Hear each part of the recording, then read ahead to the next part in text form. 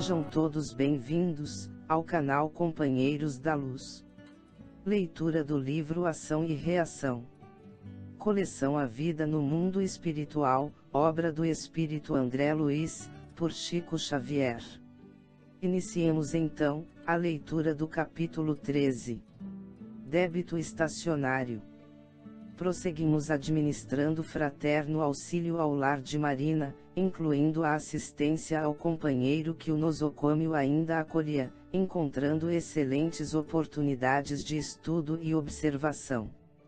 Conclusões e apontamentos felicitavam-nos a cada passo.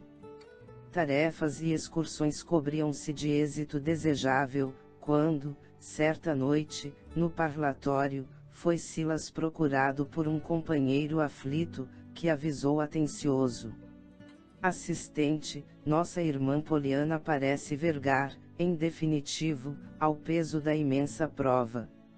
Revoltada? Indagou nosso amigo com inflexão de paciência e bondade. Não, aclarou o interpelado. Nossa irmã está enferma e o equilíbrio orgânico declina de hora a hora. Apesar disso, vem lutando heroicamente para conservar-se ao pé do filho infeliz. Silas refletiu por momentos rápidos e falou resoluto: é imperioso agir sem demora.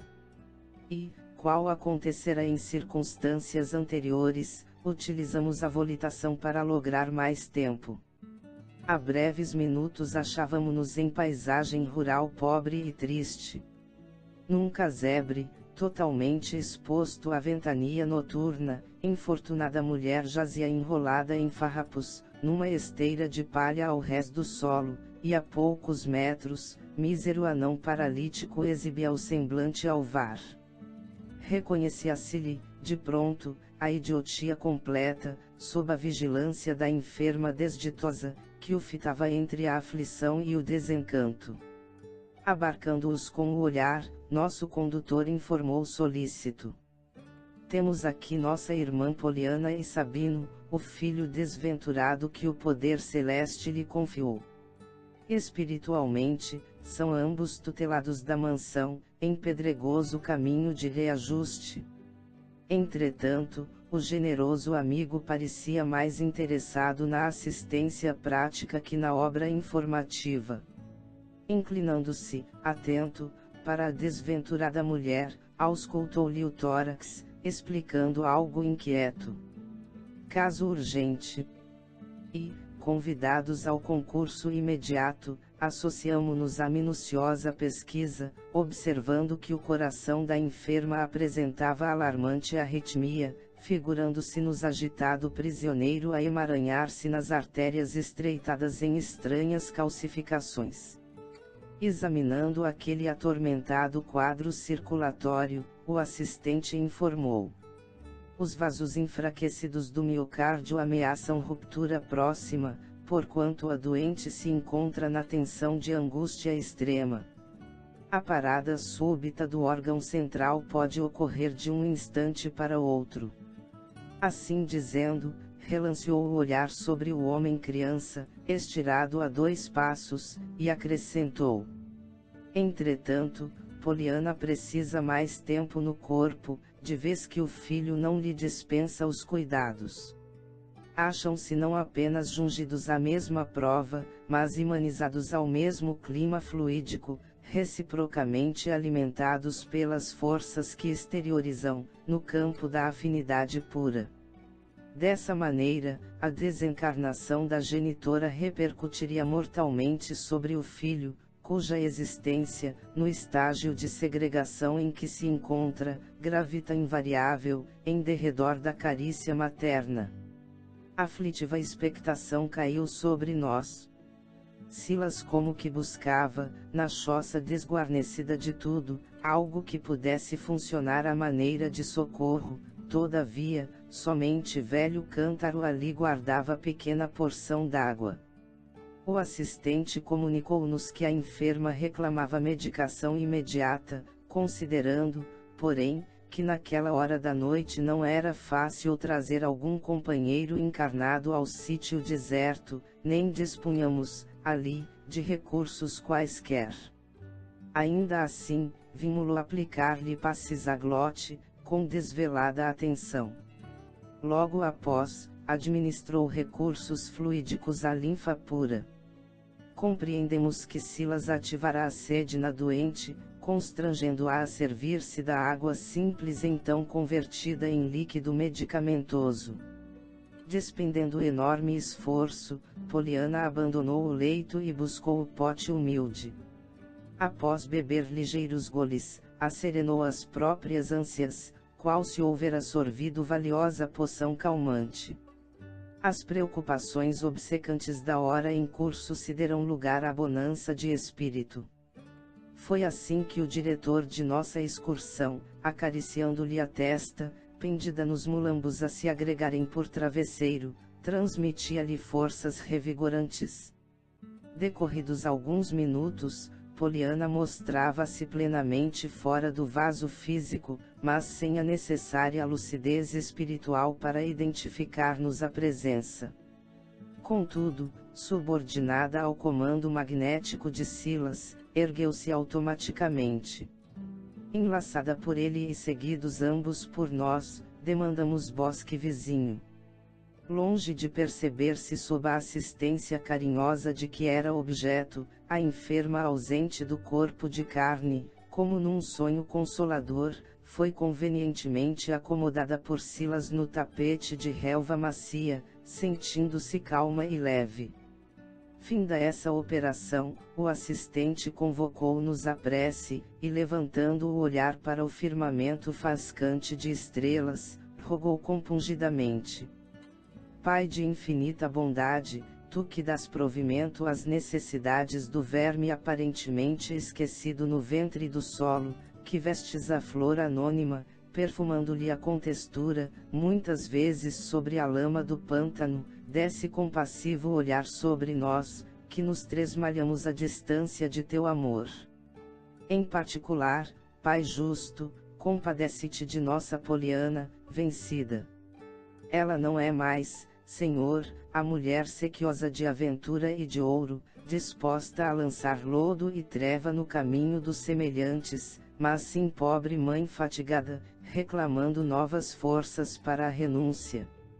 Não é mais a moça vaidosa que tripudiava nos tormentos do próximo, mas triste mendiga, anulada para o trabalho, que soluça de porta em porta, esmolando o pão com que deve sustentar o torturado filho de sua dor e nutrir a própria vida. Ó Pai, não a deixes perder agora a bênção do corpo, na senda redentora onde se arrasta. Acrescenta-lhe os recursos para que não interrompa a experiência sublime em que se localiza. Tu que nos deste, pelo Cristo, a divina revelação do sofrimento, como sendo o roteiro de nossa recondução para os teus braços, ajuda-a a refazer as energias aniquiladas, a fim de que não pereça antes de encontrar a nova luz que lhe aguarda o coração, para a subida à glória eterna. A voz de Silas, tocada de profunda fé, arrebatava-nos ao pranto irreprimível. Azulíneas cintilações nimbavam-lhe a cabeça, e como resposta do alto, ali, na selvagem floração do bosque deserto, vimos ao longe 5 flamas, em pontos diferentes do espaço, que se aproximavam de nós, celeremente. Renteando conosco, transfiguraram-se em companheiros que nos saudaram regozijantes. Em rápidos minutos, energias imponderáveis da natureza, associadas aos fluidos de plantas medicinais, foram trazidas à nossa enferma, que as inalava a longos sorvos, e, em tempo breve, vimos Poliana surpreendentemente refeita, pronta a retomar o envoltório para a necessária restauração. Ricos da terra, pensei com lágrimas, onde o poder das vossas arcas abarrotadas de ouro, ante a simples fulguração de uma prece. Onde a grandeza de vossos palácios, recheados de fausto e pedraria, confrontada com um simples minuto de reverência da alma, em comunhão com a paternidade de Deus, na majestade do céu. Incapaz de raciocinar por si, quanto à metamorfose experimentada, por força das inibições que sofria na provação temporária, a doente não conseguia ver-nos, mas sorria, venturosa, sentindo-se mais robusta e mais ágil. Novamente amparada, regressou ao tugúrio infecto e auxiliamo-la a retomar a cápsula física. Enquanto descerrava os olhos, reconfortada, Silas esclareceu. As melhoras adquiridas pela organização perispirítica serão apressadamente assimiladas pelas células do equipamento fisiológico. E acentuou. Sabem os médicos terrenos que o sono é um dos ministros mais eficientes da cura. E que, ausente do corpo, muitas vezes consegue a alma prover-se de recursos prodigiosos para a recuperação do veículo carnal em que estagia no mundo. Após a elucidação, afagou os cabelos grisalhos da pobre doente e prometeu-lhe em voz alta: descanse. Quando o dia ressurgir, nossos companheiros trarão até aqui o socorro da caridade fraternal, valendo-se de algum samaritano das redondezas. Permitirá o Senhor que você continue. Em seguida, convidou-nos a observar o campo orgânico de Sabino. Por fora, sim, era ele dolorosa máscara de anormalidade e aberração. Mirrado, nada medindo além de 90 centímetros e apresentando grande cabeça, aquele corpo disforme, tresandando odores fétidos, inspirava compaixão e repugnância. A fisionomia denotava configuração macacoide, exibindo, porém, no sorriso inconsciente e nos olhos semilúcidos, a expressão de um palhaço triste. Recomendou-nos o assistente a auscultar-lhe o campo íntimo, e em razão disso, findos alguns minutos de reflexão, assimilei-lhe a faixa mental, observando-lhe as singulares reminiscências. Demonstrando viver essencialmente distante da realidade, a memória de Sabino mergulhava, toda, em quadros estranhos. Corporificados ante a nossa visão espiritual, os pensamentos dele tomavam consistência, compelindo-nos a enxergá-lo qual se sentia em verdade. Víamo-lo em trajes de palaciano bem posto, influenciando pessoas categorizadas para a consumação de crimes ocultos, a culminarem sempre na flagelação do povo. Viúvas e órfãos, trabalhadores humildes e escravos misérrimos desfilavam nas telas de suas complicadas recordações. Palacetes aristocráticos e mesas opíparas constavam por detalhes faustosos das lembranças que lhe povoavam o espírito. E, ao seu lado, sempre a mesma mulher, cujo porte soberbo revelava Poliana, aquela mesma Poliana que jazia inerme na esteira de palha. Assombrados, identificávamos ambos cercados de luxo e ouro, manchados, porém, de sangue, ao qual se faziam plenamente insensíveis. Reconhecíamos sem dificuldade que mantinham consigo escusos compromissos um com o outro, no terreno da crueldade. Sabino, o fidalgo orgulhoso, não tomava conhecimento de Sabino, o anão paralítico. Em absoluta introspecção, revivia o passado, com requintes de egolatria, demonstrando-se na posição do homem iludido por mentirosa superioridade à frente dos semelhantes. Percebendo-nos a perplexidade, Silas observou: de certo, não lhe ouviremos a palavra articulada, mudo e surdo qual se encontra, mas podemos consultar-lhe o pensamento, porquanto reagirá em pensamento, respondendo-nos às interpelações, através da conversação ideada. Para isso, porém, é imprescindível lhe dispensemos o tratamento devido à personalidade que julga viver. Mentalizemo-lo como sendo o Barão de S., título que exibiu na existência última e com o qual se desvairou calamitosamente nas trevas da delinquência e da vaidade. Observando as manchas rubras nos quadros vivos das vivas reminiscências em que se enclausurava, perguntei com a gravidade natural que a experiência exigia: Barão, porque tanto sangue em seu caminho. Terão muitos chorado, em torno de sua marcha. Notei, perfeitamente, que ele não recolherá a interrogação com os tímpanos comuns, mas a apreenderá em forma de ideia, formulada de si para consigo, devolvendo-nos a seguinte ponderação pelos fios mentais, em que comungávamos um com o outro, sem que me identificasse por seu interlocutor invisível: sangue e lágrimas, sim. Precisei de grande dose de semelhante material em meus empreendimentos. Que triunfador do mundo não terá sangue e lágrimas, na base das pirâmides da fortuna ou da dominação política em que todos eles se apoiam? A vida é um sistema de luta, no qual a humanidade se divide em dois campos opostos, aquele dos que conquistam e aquele dos que são conquistados. Sou um nobre. Não guardo a vocação de perder. Que importa a aflição dos fracos, se a morte para eles significa descanso e mercê? Desliguei-me do foco mental em que se lhe exprimiam os pensamentos, e depois de alguns instantes, nos quais se consagrava hilário ao mesmo exame que me tomara a atenção, o assistente esclareceu. Segundo é fácil de concluir, ante a perquirição da ciência terrestre vulgar, Sabino será o idiota paralítico, surdo e mudo de nascença. Para nós, no entanto, é um prisioneiro ainda perigoso, engaiolado nos ossos físicos, de cuja tessitura, por agora, não tem qualquer noção, tal o egoísmo que ainda lhe turva a alma, em processo de incontrolável hipertrofia.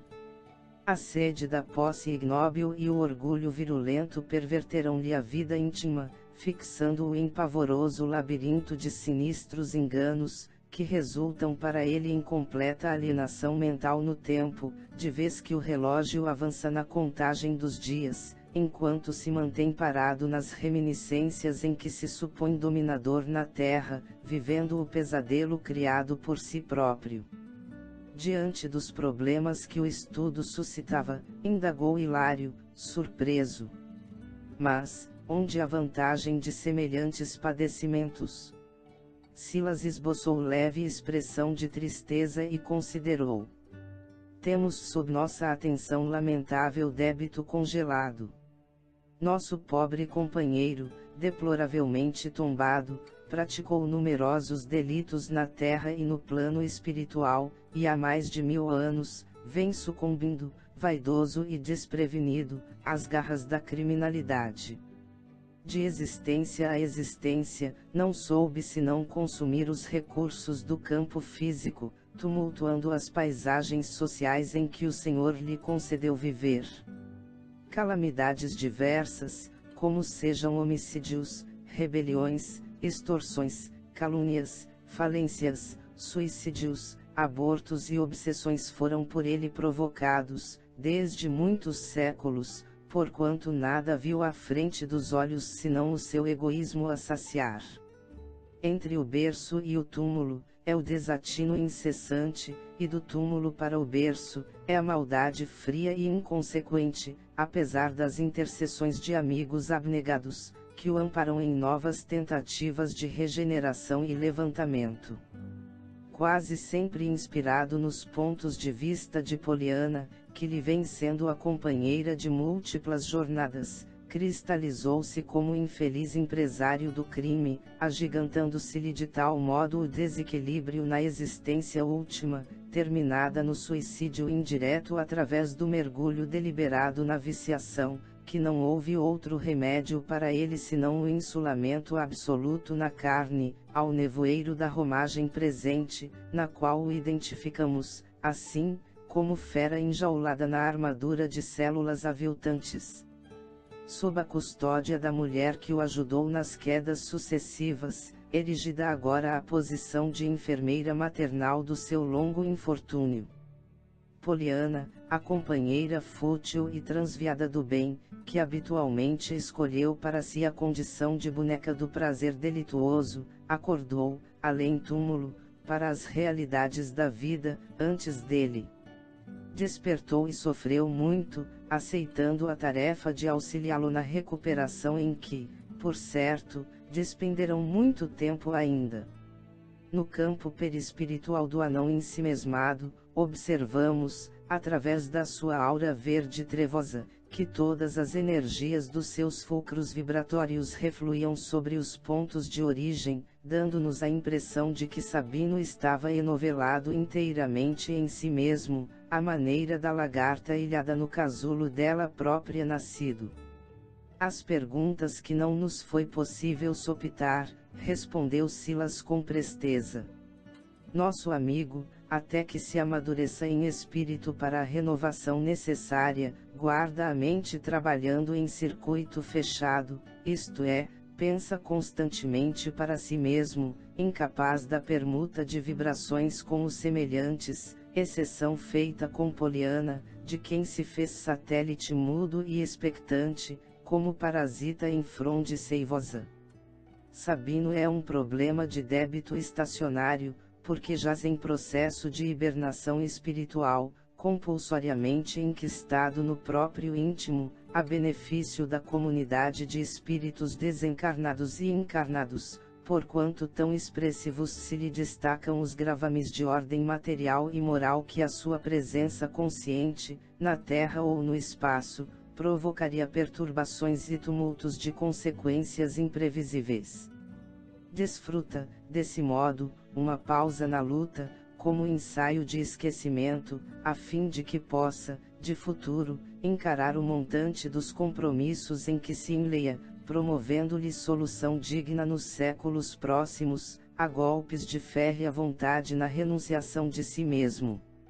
Mas, indagou Hilário inquieto, não disporia a espiritualidade superior de elementos para encarcerá-lo, à distância da carne. Sim, confirmou Silas, isso não é impossível. Entretanto, se temos enxovias pungentes para a expiação dos crimes que entenebrecem a mente humana, muitas delas a se expressarem por vales de miséria e de horror, é preciso considerar que os delinquentes aí segregados atraem-se uns aos outros, contagiando-se mutuamente das chagas morais de que são portadores, gerando o inferno em que passam transitoriamente a viver.